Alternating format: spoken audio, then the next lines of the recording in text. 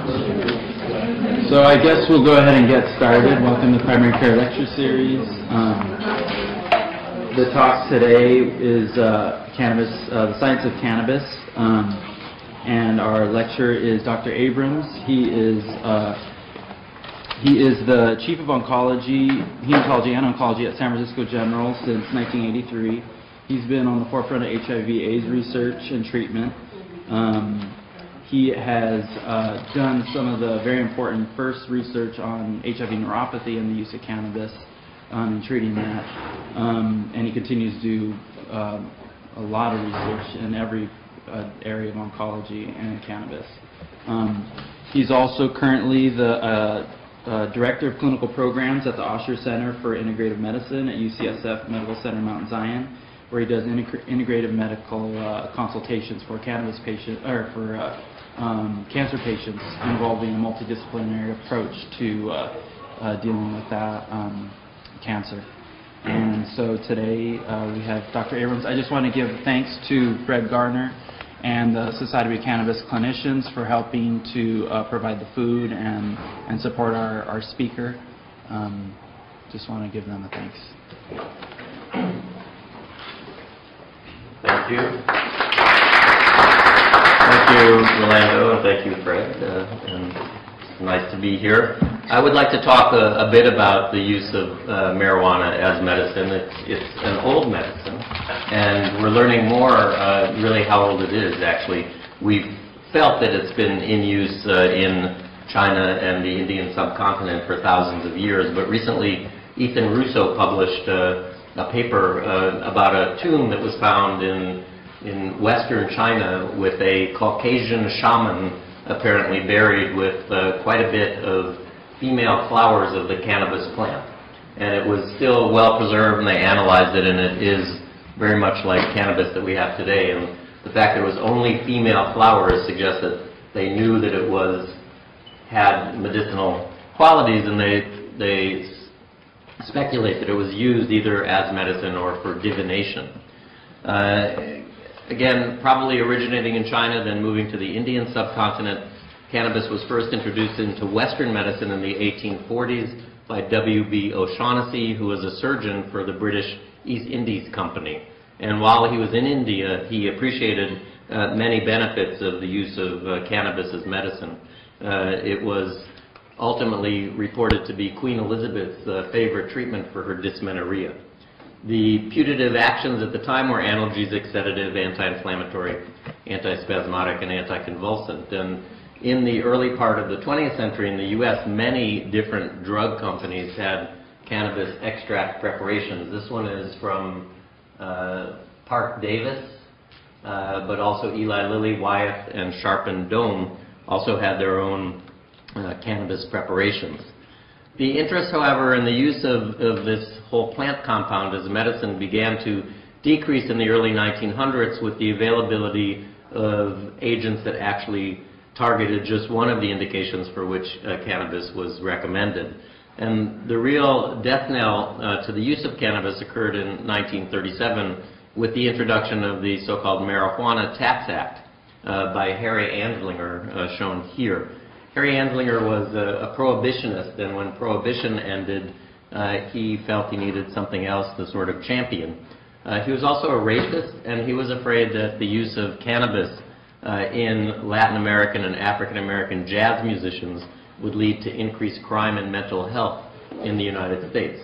So he, who became the first director of the Federal Narcotics Bureau, introduced this legislation in 1937, which imposed a tax of $1 an ounce for medical use and $100 an ounce for recreational use. And these were 1937 dollars, so this was not an insignificant tax.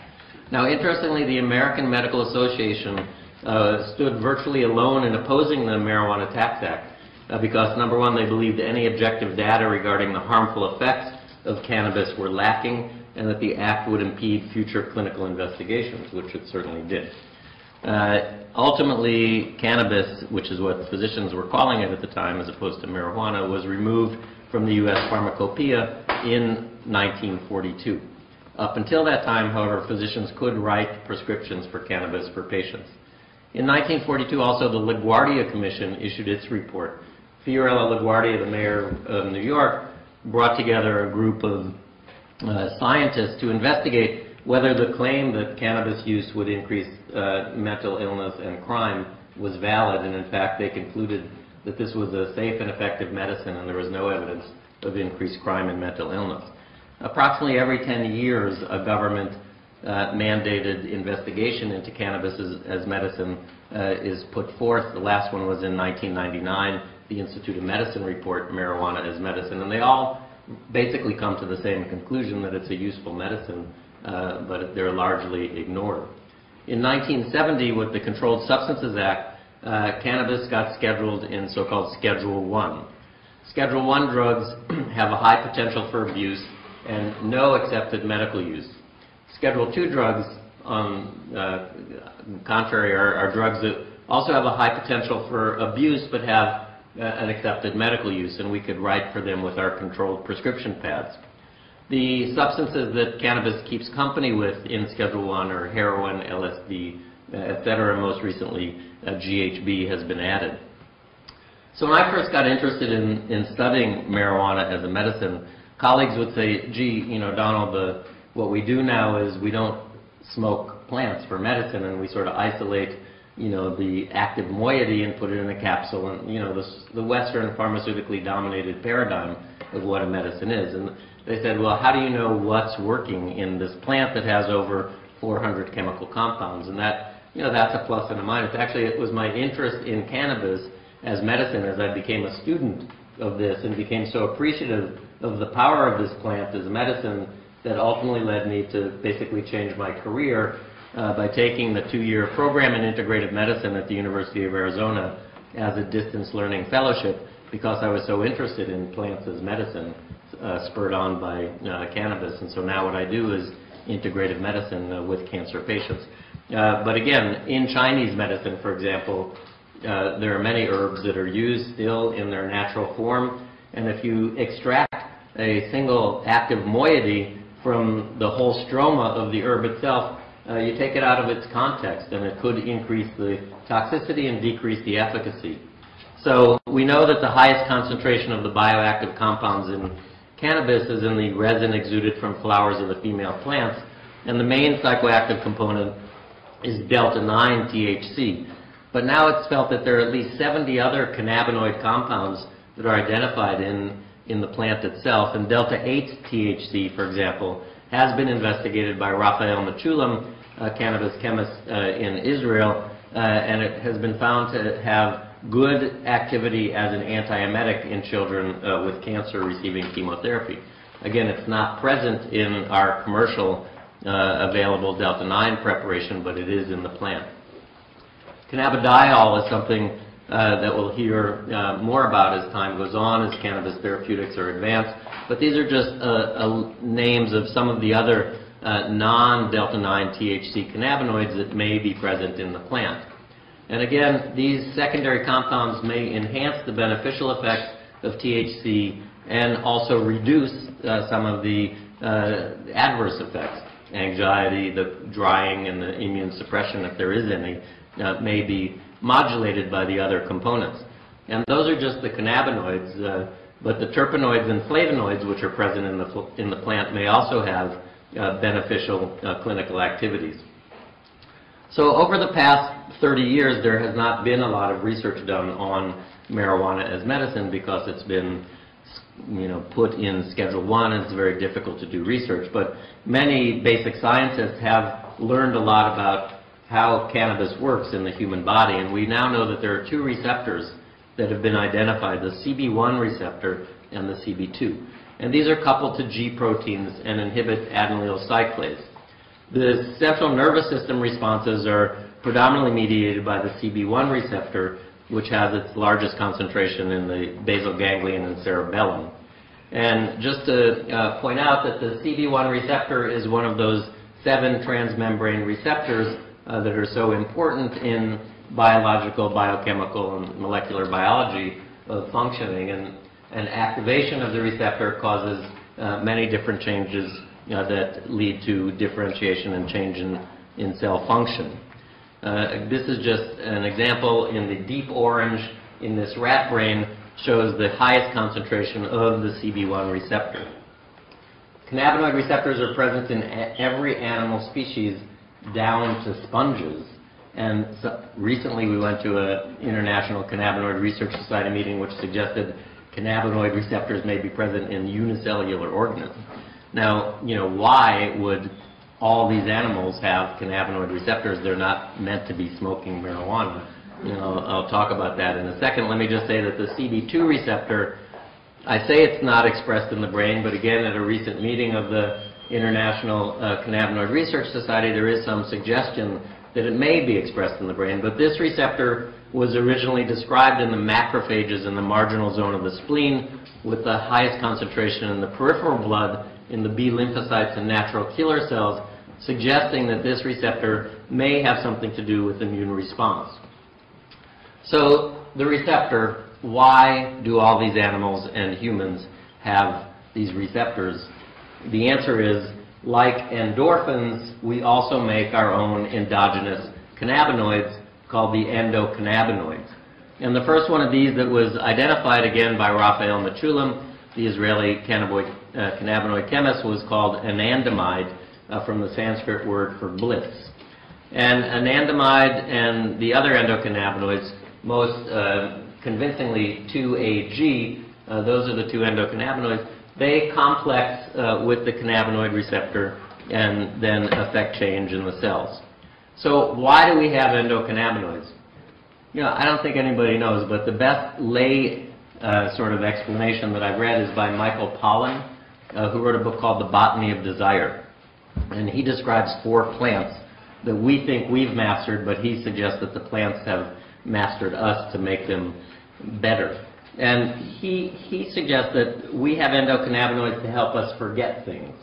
So while I'm sitting here talking to you, I'm not remembering the last time I saw Fred or where I parked my car at San Francisco Airport, or, so I could forget. And then if we replace our endogenous cannabinoids with the plant cannabinoid or the phytocannabinoid by smoking or ingesting marijuana, we forget to forget. So everything becomes new, wow. Like that. So that's why we think we have endocannabinoids. Now, many pharmaceutical companies are now working on modulation of the endogenous cannabinoid system via creating agonists and antagonists for the receptors. And what we know about the functions of CB1, when the endocannabinoid or the plant cannabinoid combines to the CB1 receptor, we think it impacts on appetite, immune function, muscle control, pain, intraocular pressure, cognition, emesis, neuroexcitability, reward mechanisms, and thermoregulation. Via the CB2 receptor, again, the receptor that's more commonly seen on cells of the immune system, we think that there may be effects on immune function, cell proliferation, certainly important to me as an oncologist, inflammation, and pain. So again, many pharmaceutical companies are now working to develop agonists or antagonists to CB1, CB2, looking to try to figure out how to increase or enhance or decrease the metabolism of the endocannabinoids, many different ways to modulate and manipulate the system to get physiologic and pharmacologic effects. The cannabinoid that we're most used to in medicine is dronabinol, otherwise known, the generic name is, the pharmaceutical name is Marinol. This is oral delta-9 THC, which was initially approved in 1986 for treatment of nausea and vomiting associated with chemotherapy. In 1992, the label was expanded on dronabinol to include treatment of AIDS-related appetite loss.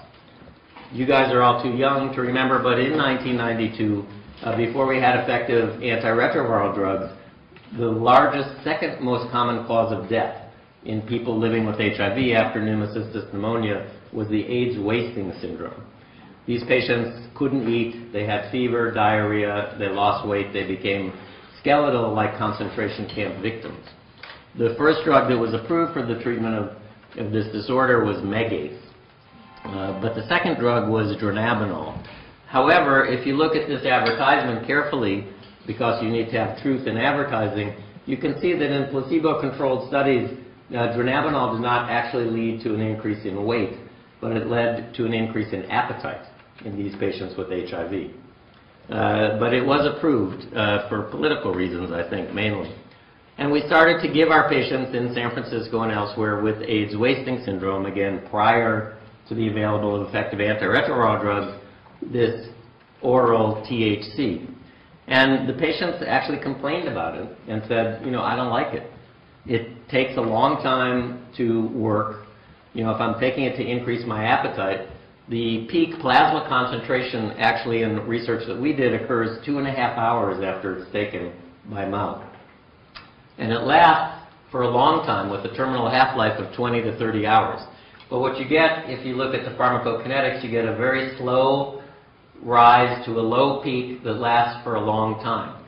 And in addition, when taken by mouth, either dronabinol or cannabis products, so people who eat brownies, for example, when the delta-9 goes through the liver, the first pass metabolism, delta-9 THC is converted to an 11-hydroxy metabolite, which also is psychoactive.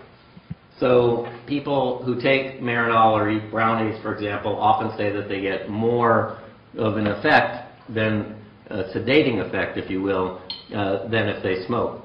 So when Marinol was released in '92, very shortly thereafter in '94, this is a front cover from one of the old gay newspapers that no longer exists in San Francisco, saying marijuana is good medicine because our patients just didn't like taking this pill. And what they're describing is really the benefit of the inhaled pharmacokinetics. When inhaled and taken rapidly into the bloodstream, redistributed, first of all, a considerable amount of the dose is lost in smoke and destroyed by combustion, but the peak blood level occurs in 30 minutes and then rapidly comes down, a little bit like an IV bolus. The half-life is shorter, and smaller amounts of this 11-hydroxy psychoactive metabolite are formed. So it is much easier to titrate the effect and much cleaner, if you will, than when taken by mouth. Now, in the 70s, research was done on marijuana and appetite stimulation. And what they did was they put a group of healthy controls in a room and have them smoke marijuana and gave them access ad lib to food. And they found that marijuana increased caloric intake, mainly in the form of between-meal snacks, fatty foods, and sweets. We called that the munchies in college when I went. But now we've become a little bit more sophisticated. And what we know about how this works is that anandamide, that endocannabinoid, in low concentrations in mice leads to a potent enhancement of appetite. The CB1 receptors are implicated in control of food intake via the lateral hypothalamus and the limbic system locations. CB1 knockout mice, those mice that don't have that receptor, eat less than wild-type mates. So it's felt that the CB1 receptors are involved in the motivational reward aspects of eating. And the system may also be involved in suckling, because mother's milk has high levels of the other endocannabinoid. And if you give mice just at birth an antagonist to the CB1 receptor, that causes them to stop suckling and they die. So, pharmaceutical companies said, let's make an antagonist to CB1 and give it to people to see if we can reduce weight in people who are obese, who are eating because of their reward mechanism being stimulated through food. And in fact, this drug is licensed and approved now in Europe, made by Sanofi, called rimonabant. The drug is not yet approved in the United States because one of the side effects of blocking your cannabinoid receptor is depression and suicide. So the FDA decided that it wasn't worth it to have people lose 6 kilograms on average, is what it was, and have increased depression and suicide. Actually, one of my basic science cannabinoid chemist colleagues from Madrid, when we were talking about this drug, said to me, would you take something that blocks your CB1 receptor? So I guess the answer is no. I think until we know a little bit more about this, we probably shouldn't do it. So how did I, sort of a traditional oncologist working in HIV, get involved in medical marijuana research in the first place? Well, in 1992, the International AIDS Conference, in all places, was held in Amsterdam. And I was in Amsterdam, and I'm not making any disclosures here, but I was in my hotel room looking at CNN, world news headlines, and Mary Rathbun was being arrested. Mary was a 70-ish-year-old woman who was Volunteer of the Year for 2 years in a row at the AIDS clinic at San Francisco General Hospital. She would take our patients to X-ray, drop their prescriptions off in the pharmacy, and she would bake brownies for her kids, as she called them, and she was known as Brownie Mary. And her brownies were spiked. And here I was in Amsterdam looking at Brownie Mary being arrested for baking brownies for AIDS patients in Sonoma County. And when I came back, there was a letter on the desk addressed to the Director of Research in the AIDS program at San Francisco General, which I wasn't, but it found its way to my desk. The letter was from Rick Doblin, who is a Harvard PhD from the Harvard School of Government, interested in drug policy reform. And the letter suggested that a clinical trial showing the benefits of marijuana in AIDS patients should come from Brownie Mary's institution, as if she were our dean. So I said, okay, this sounded interesting. So I sent Rick Doblin our template for how to write a protocol for the Institutional Review Board, thinking since he's not an MD, I could sort of, tone him down and keep him away for a while. I said, send me a proposal. In a week, he sent me a proposal to compare marijuana brownies to Marinol. And I said, gee, if we're going to do an 8-week study, we need a stable supply of drug, and I don't think brownies are going to last for 8 weeks. So then, finally, in 1994, we submitted a proposal to look at 3 different strengths of inhaled THC versus dronabinol. But we couldn't get the marijuana from the federal government, the only legal source of marijuana. And they didn't think it was a very good study. They weren't happy about us giving marijuana to outpatients. So in '96, we submitted another study to the government saying we're going to do a much more elegant inpatient study in our General Clinical Research Center. And again, they didn't like it because our endpoint was, does marijuana have a medicinal benefit? 1997, it's interesting, I actually went to the Clinton inauguration, and I met with Alan Leshner, who at that time was head of NIDA, the National Institute on Drug Abuse, and he explained to me that these first 2 requests never could be granted because NIDA is the only legal source of marijuana for research in the country. And NIDA has a congressional mandate to study substances of abuse as substances of abuse. He said we're the National Institute on Drug Abuse, not for drug abuse. So we cannot give you marijuana to study to see if it has a medicinal benefit. So in 1997, a few things happened. The state of California voted to allow us to discuss with patients the use of marijuana, the Compassionate Use Act. Protease inhibitors became widely used in patients with HIV, and they no longer developed the wasting syndrome. But there was a report of a patient dying because of a drug-drug interaction between protease inhibitors and ecstasy, a street drug. And so I looked and I found that in fact cytochrome P450, which is the key to metabolism of the protease inhibitors, also interacts with cannabinoids. So in 1997, understanding that I could not do a study looking at efficacy, I proposed a study looking at the safety of marijuana in patients with HIV taking protease inhibitors to determine whether or not there may be an interaction between cannabis and protease inhibitors that would lead to either a change in the amount of virus in the bloodstream or an interaction between cannabis and the immune system, because there was this suggestion that it's related to the immune system that may lead to a change in the HIV RNA in the bloodstream.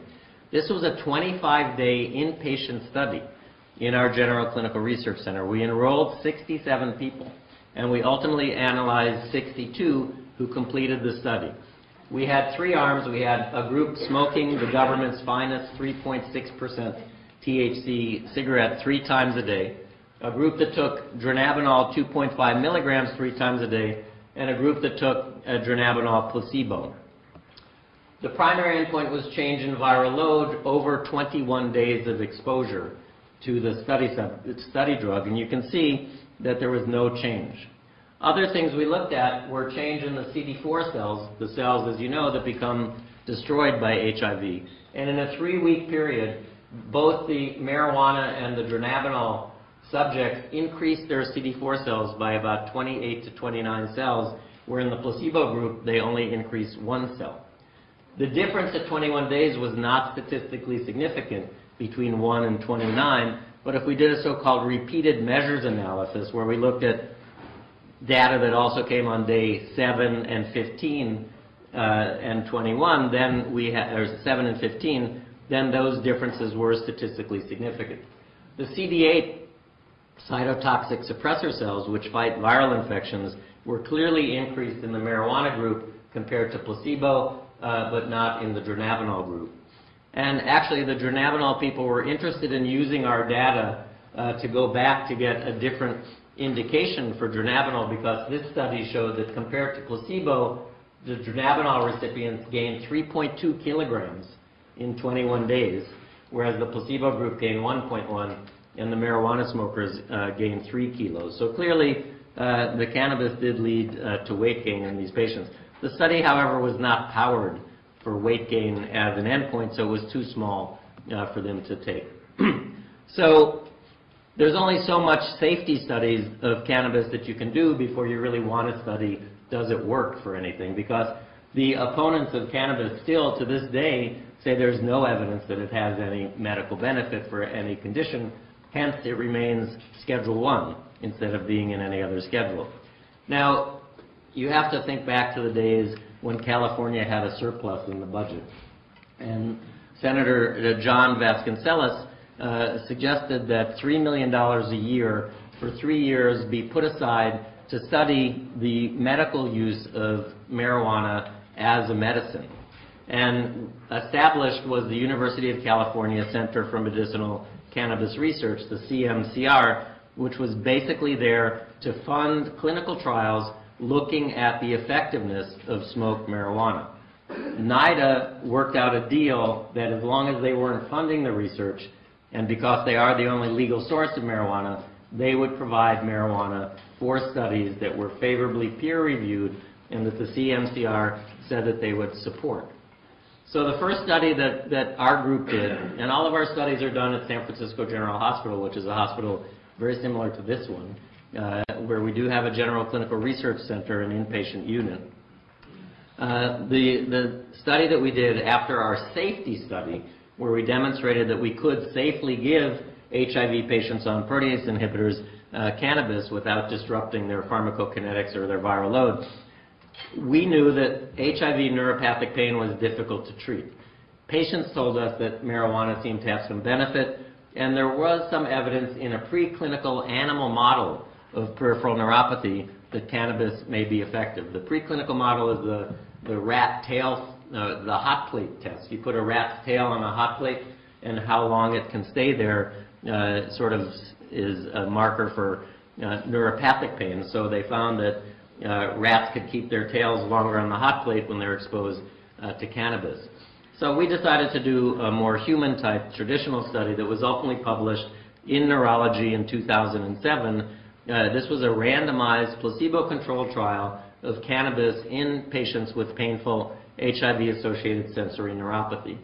First, we did a 16-patient pilot study to assess what the magnitude of the effect might be so that we could calculate our sample size, and the required sample size we needed was 50, and you can see that's what we wound up with at the end of the trial. In addition to asking patients in the study how their neuropathic pain was, we felt that we needed to be fairly elegant and also include an experimental pain model. We knew that people that were concerned about the study would say, gee, you can't really blind cannabis. People are going to know whether they're smoking cannabis or placebo, and you're going to have only people who are marijuana activists are going to participate in the study, and they're all going to say if they think they got marijuana that their neuropathic pain is better, and if they think they're getting placebo that it's not. So we did an experimental pain model. Michael Robotham and Corinne Peterson from our Pain Clinical Research Center at UCSF used this model for evaluating opioids. You heat the skin for 30 minutes to 40 degrees Celsius, and it creates a rectangle of erythema, on top of which then you rub capsaicin cream.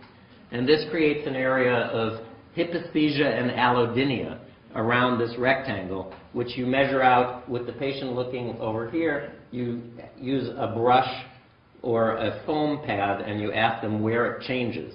So it's very much objective and not at all subjective. And we measure before and after smoking the area of hyposthesia and allodynia. So this was a 5-day study that had a 2-day lead-in. Patients needed to have a pain score above 40 out of 100.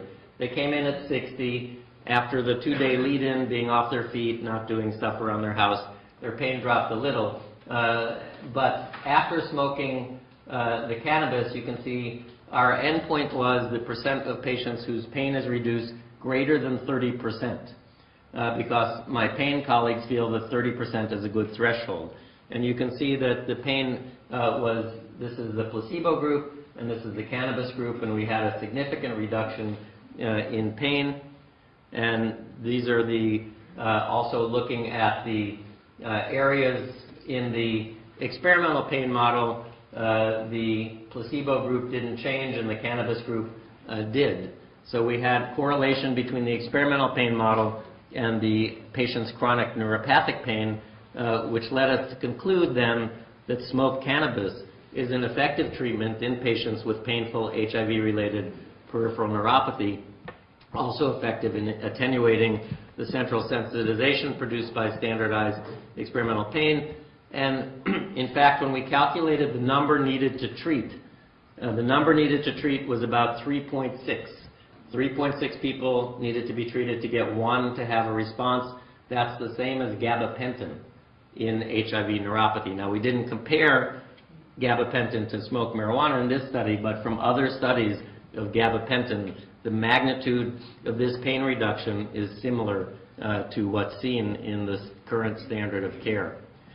Todd Mikaria, who just died earlier last year, took all these pictures of old cannabis therapies, and after we published the neuropathy paper in Neurology, he sent me this slide and said, thank you for reinventing what we've known for 100 years, that cannabis is useful in neuropathic pains.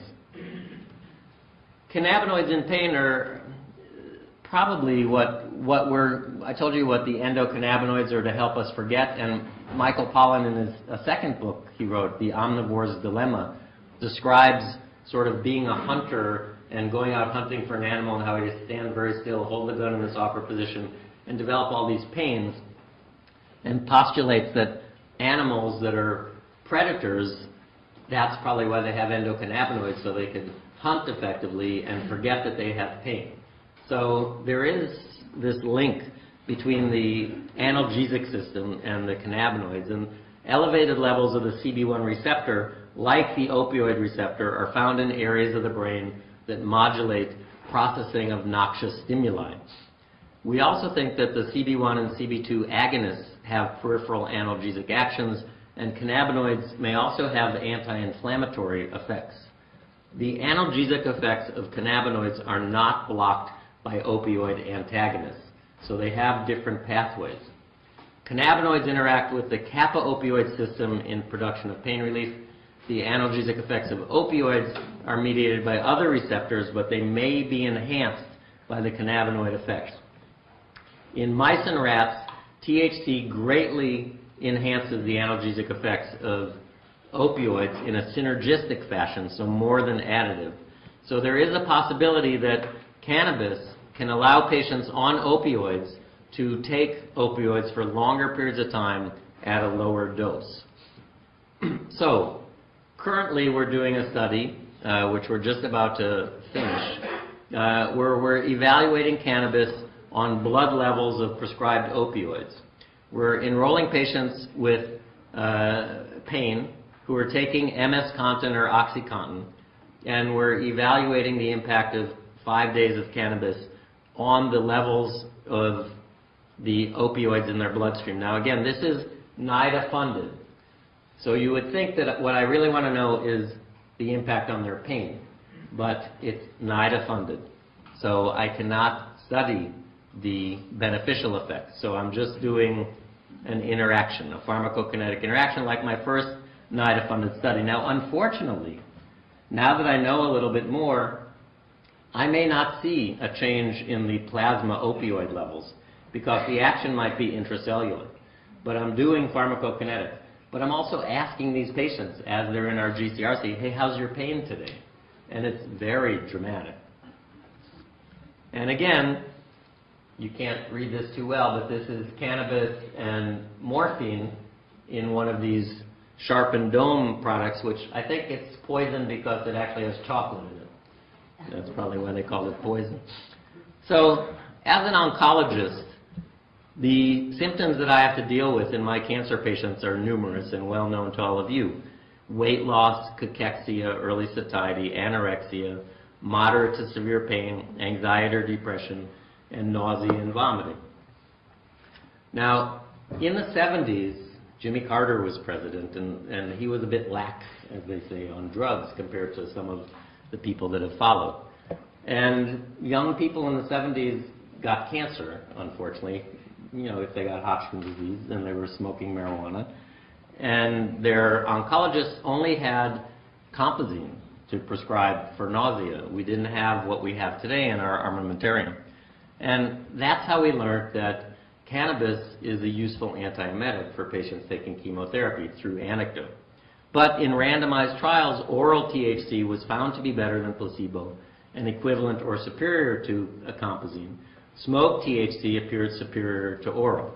But I think if we had a line up now, we would say that certainly our serotonin antagonists are the most effective.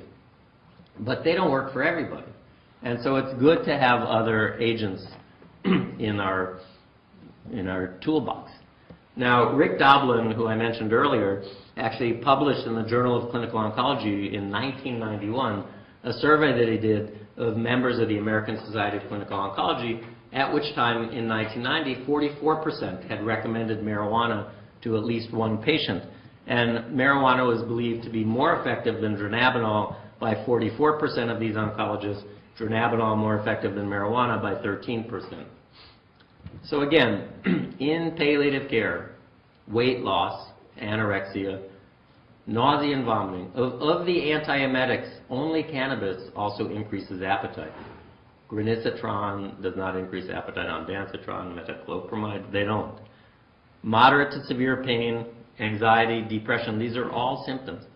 In my work in integrative oncology at the Osher Center, I see mainly patients in consultation who are being cared for by another oncologist, but they say, my oncologist has never mentioned to me that maybe cannabis would be of use. So I find myself writing many letters. And when I go to these marijuana meetings where there's a bunch of basic scientists or people working with animals, they always describe euphoria as an adverse event or a side effect. And, I'm not sure it's an adverse experience, especially for a terminal patient. So a single treatment that increases appetite, decreases nausea and vomiting, relieves pain, improves mood, certainly I believe is a potentially useful tool in palliative medicine. Now, even more importantly, so I have a new book coming out. I won't try to be too gross, but March 9th, Donald Abrams and Andrew Weil's Integrative Oncology will be published by Oxford University Press. And there are 30 chapters, and Andrew wrote the first chapter, Why Integrative Oncology, and I wrote the chapter, Cannabis and Cancer, which follows a huge chapter on botanicals in cancer. And I wrote it with Manuel Guzman, who is the PhD in Madrid that I mentioned, who studies the basic science of cannabinoids and their anti-cancer effect, because there's an increasing body of preclinical evidence that cannabinoids may have anti-cancer activity. There are also antioxidants and anti-inflammatory agents in the plant, the terpenoids and flavonoids. There's a suggestion that there's anti-tumor activity by way of the cannabinoid receptors inducing apoptosis and impairing tumor vascularization. Skin tumors and gliomas seem responsive in animal models, but actually, if you give nude mice tumor xenografts, cannabinoid curbs the growth of lung cancer, thyroid, lymphoma, skin cancer, and gliomas. So again, it's preclinical, but it's very exciting. Cannabinoids appear to induce apoptosis in the gliomas. Cannabinoid administration in mouse models differentiates tumor vascular hyperplasia, so it's probably associated with reduced expression of VEGF and VEGF receptors, which is what Avastin or bevacizumab is doing. Cannabinoids also appear to decrease the activity of matrix metalloprotein 2, which regulates the invasiveness of tumors and their tendency to metastasize. So, you know, this research was originally done in the United States in the 70s, but has been, nobody gets funded to do it anymore, so this research is all being done in Italy and Spain, and they are at the forefront. What about the safety of cannabis? People are concerned. There have never been a death reported from an overdose of cannabis. It's estimated that one would have to smoke 800 cigarettes. I think it's in 15 minutes to kill, and death would be secondary to carbon monoxide and not cannabinoids. By comparison, it would take 300 mLs of vodka or 60 milligrams of nicotine to produce a lethal effect. And the reason that there aren't any overdoses is because, unlike opioid receptors, the brainstem, which regulates respiration and other vital function, does not have cannabinoid receptors. They're in the cerebellum and the limbic system. The addictive potential and minor withdrawal syndrome of cannabis are less than or equal to caffeine. And then we worry about the risk of cancer. Donald Tashkin at UCLA has made his career for the past 40 years studying pulmonary side effects of cannabis. He shows that alveolar macrophages get black and that patients may be at risk for chronic bronchitis. He also shows that cigarette smokers who smoke cannabis have a reduced risk of COPD. He finally published his shocking pièce de résistance. I don't think this is the effect that they were expecting. They looked at 1,263 aerodigestive malignancies, so head and neck and lung cancer in the Los Angeles basin. So you always have your confounding smog here as an issue. But they did a case control study, and they found that people who were regular cannabis smokers had a 26% reduced risk of lung cancer compared to people who don't smoke. How is it possible? Anti-inflammatory, antioxidant, and the anti-tumor effects. Telling people that would be like saying that the Earth is a triangle. Had there not been two prior studies that supported it or made it less shocking to me. Number one was the government's NTP, National Toxicology Program, did a study in rats and mice where they fed them increasing dosages of THC via gavage and sacrificed them after 2 years. What they found was that the animals, in a dose-dependent fashion, that got the higher dosages lived longer and had fewer tumors, both benign and malignant, than the animals who didn't. One of my medical school classmates, Steve Sidney from Kaiser, Northern California, looked at Kaiser Permanente enrollees and divided them into 4 different groups. Never smoked cannabis or tobacco, only cannabis, or both. And these were men aged 29 to 44, and they were followed for 10 years, 5,000 people in each of those 4 cells. So you have 50,000 patient years of follow-up in each of those 4 cells. In the group that never smoked, at the end of 10 years, there were 2 cases of lung cancer. In the group that smoked tobacco, with or without cannabis, there were a 13-fold increase in the risk of lung cancer. In the group that only smoked cannabis, there were no cases. So the control group that didn't smoke anything had 2 cases. The other group had no cases. intriguing. The Institute of Medicine, as I mentioned in their last report, said that the accumulated data indicate a potential therapeutic value for cannabinoid drugs in pain relief, control of nausea and vomiting, and appetite stimulation. And they say the effects of THC are best established. Well, that's because they don't let you study the effects of marijuana. And they say that the effects of cannabinoids are generally modest. Usually there are more effective medications. Just like I mentioned, as an antiemetic, you know, I prefer, God forbid, to have granisetron or ondansetron. But I believe it was Melissa Etheridge who just was treated for breast cancer and said she never could have gotten through her chemotherapy without having the availability of marijuana. So the Institute of Medicine report said the goal of clinical trials of smoked marijuana would not be to develop it as a licensed drug, but as a first step towards the development of non-smoked rapid onset cannabinoid delivery systems. So they recommend clinical trials of cannabinoid drugs with the goals of developing a rapid onset, reliable, and safe delivery system. So this led to another study that we did, funded by the Center for Medicinal Cannabis Research, investigating the so-called volcano vaporizer. The device was the product of a German medical device manufacturer. It's basically a heating element and a fan, and this is a turkey roasting bag, which is put on the end of this one-way valve. The cannabis is put on top of this chamber, and the fan inflates the bag with cannabis vapors. So instead of combusting plant material, what we're doing is vaporizing it and collecting the vapors in the bag. So it's felt that the vapors are cooler, purer, and probably less toxic than smoke. So we did the easiest study I have ever done in my life to enroll 25 to 40-year-old healthy cannabis smokers. And they were admitted to our GCRC for 6 days, and they got $500.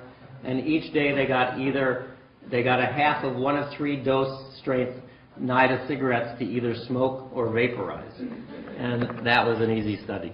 And the results are shown here. We looked at 1.7% THC, 3.4%, and the high test 6.8% THC. And you can see smoking and vaporization, the THC in the blood was exactly the same.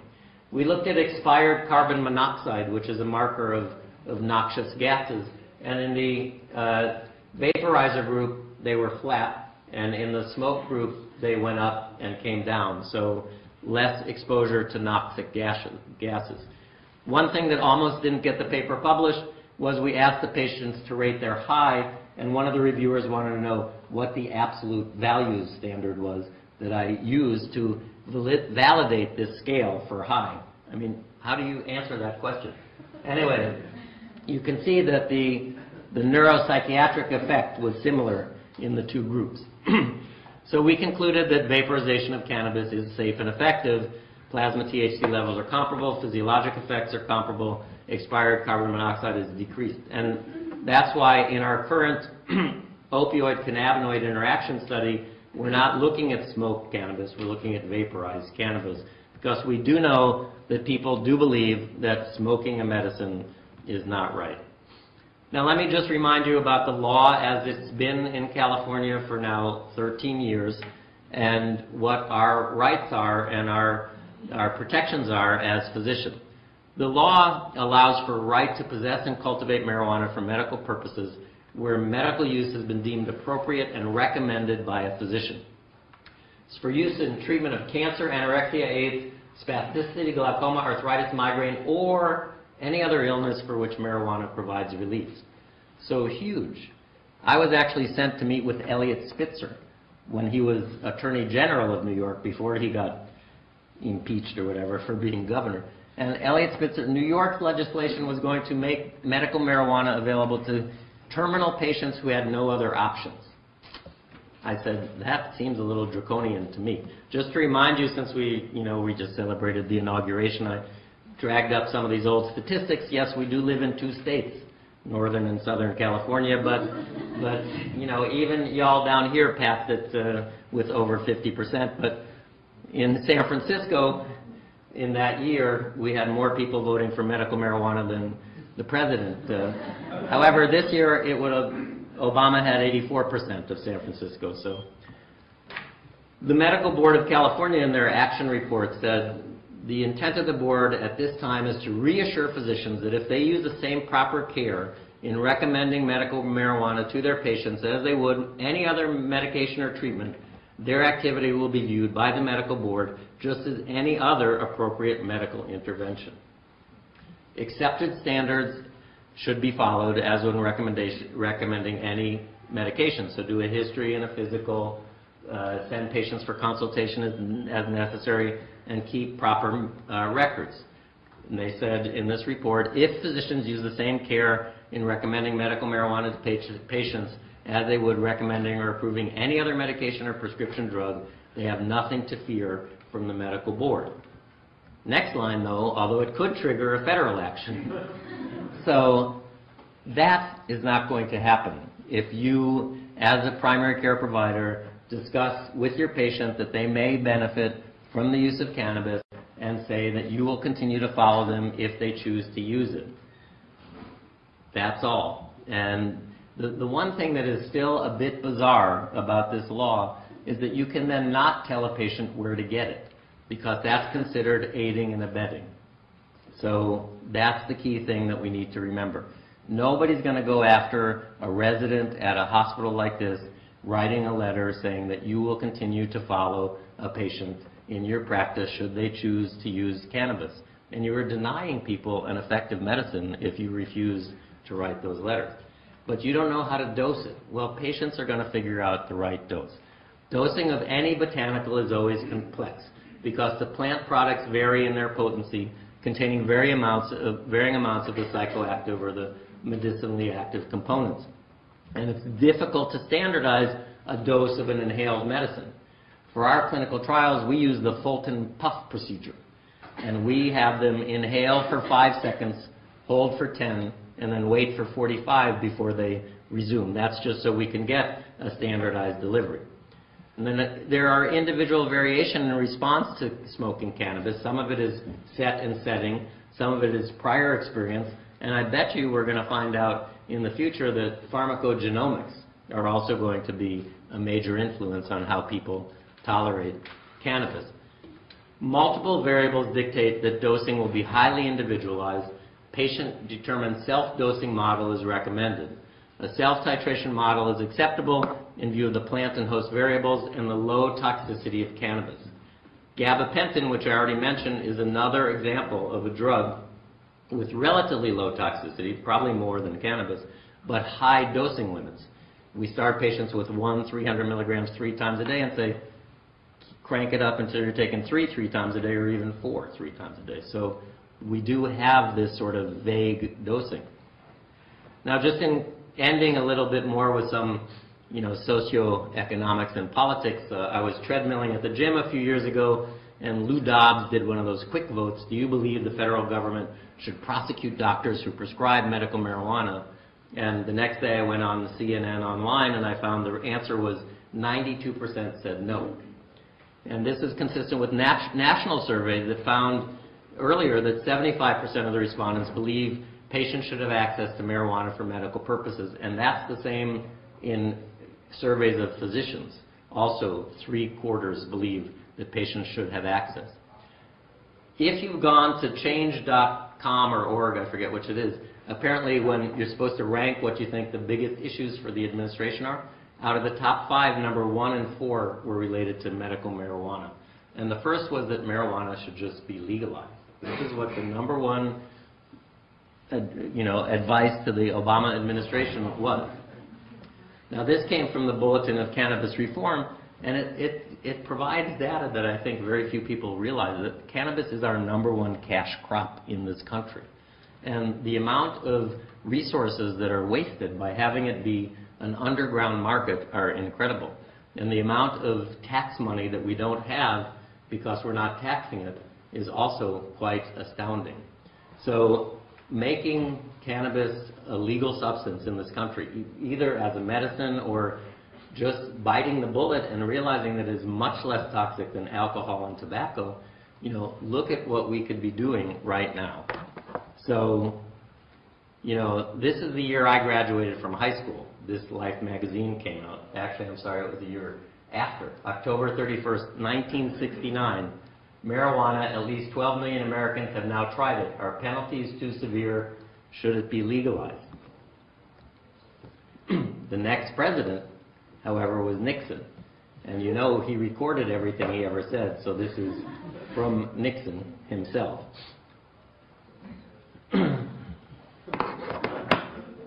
My reason for continuing to be involved in the study of medical marijuana is I believe that the history of medicine suggests that in these days of genomic medicine and nanotechnology, that really, to be grounded, we do need to return to our roots. And with that, I'll say thank you for your attention, and I'm happy to answer any questions.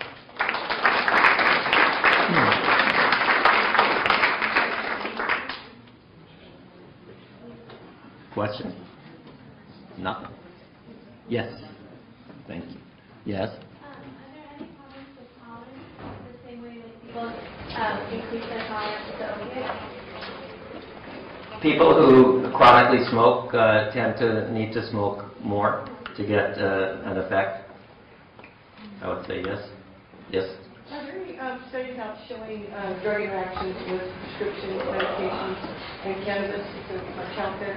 I haven't been able to find them. Yeah, well, I mean, I did the one on protease inhibitors, and we're doing the one on opioids now. But there's really a disincentive for people to study cannabis because it's very hard to do.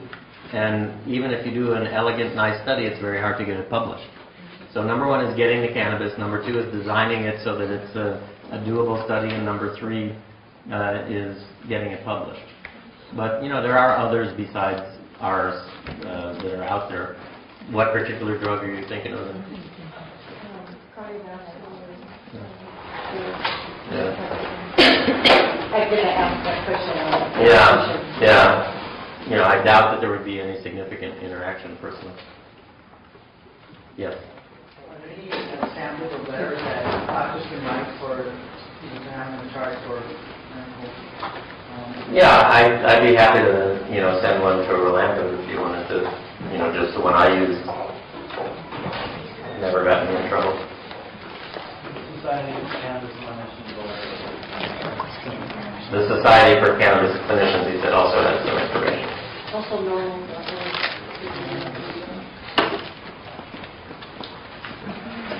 Good. All right. Happy New Administration.